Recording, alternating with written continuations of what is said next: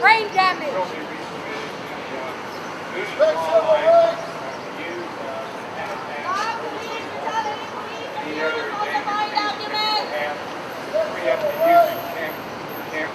Very, very important part of that.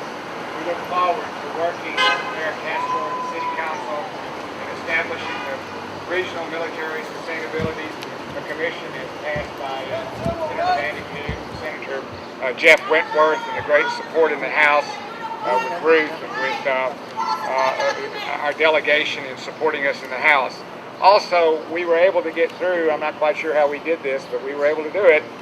Somebody must have not been watching, because the county got authority under House Bill 2833 to be able to do building inspections.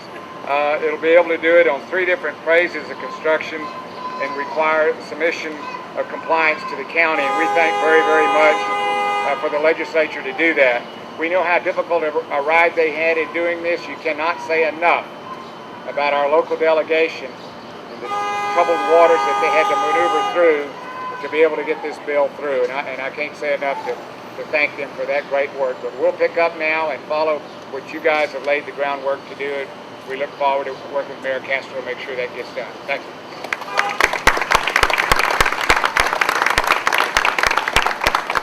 Good morning. I'm Senator Leticia Vanderpute, and I am blessed to represent the District 26 here in San Antonio, and also very thankful for the appointment that Governor Dewhurst has given me as chair of the Veteran Affairs and Military Installations Committee.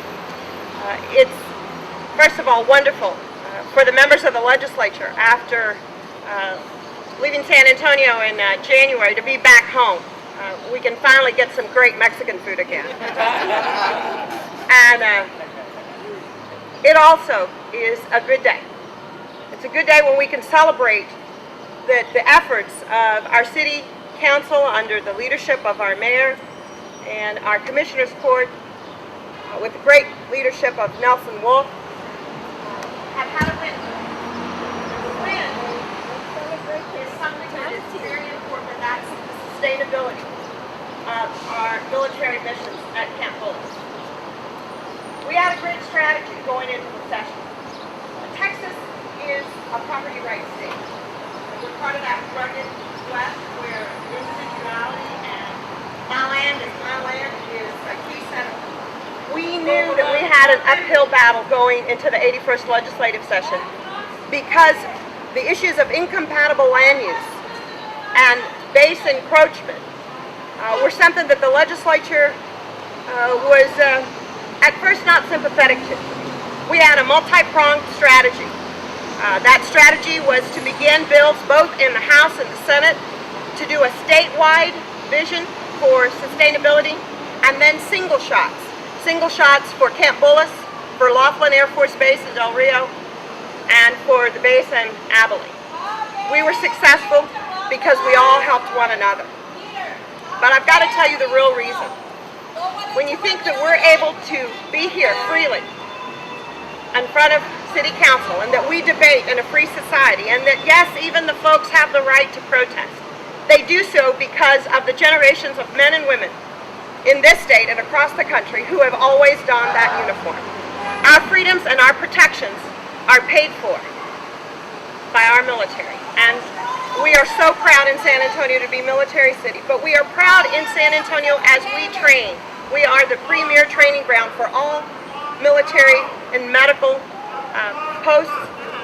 It's hard to say because I was offered an interview by Ken's TV, Channel 5, if we were quiet during the audio portion of their program here, where they're advertising the win-win situation for Camp Bullis. Even though we know in the Middle East, in Iraq, or in the Balkans, they've been using depleted uranium since the 90s. And all the veterans come back with their health jeopardized, all of them, whether they're combatants or non-combatants. They're inhaling the air where the radiation from the depleted uranium is exploded. So they're all contaminated, all these veterans here. And they're talking about a win-win at Camp Bullis. Oh, we were here. I'm just mentioning that because that's what they were here, and that's what this news media covered. But we were here protesting for our constitutional rights. April 29th, we were arrested for being on a public sidewalk, for wanting to know the medical status of a Mr. Macias, who's a Mexican national that was taken out from the Mexican consulate by force, dragged out. His femur was fractured, and we were there requesting information from the SAPD, and instead what we got was arrested.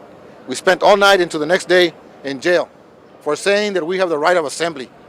The Constitution guarantees us the right of assembly, guarantees us protection under the law of the First Amendment, freedom of speech, right of dissent, and right of assembly, right to petition your government. All that was denied us.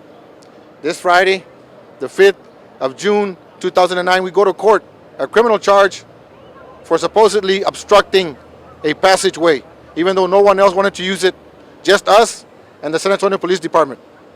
So where were we obstructing anything? But that's how they use the law.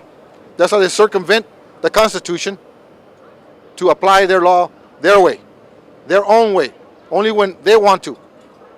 It does not apply to them. They don't have to observe the Constitution. That's what we're protesting here today. We got no coverage from any media. Channel 5 said, if you're quiet, we will give you an interview afterwards if you're quiet. Well, I say this, we will not be quiet for a bribe. We will not be quiet for threats of arrest, because the Constitution guarantees us our right of speech. Thank you.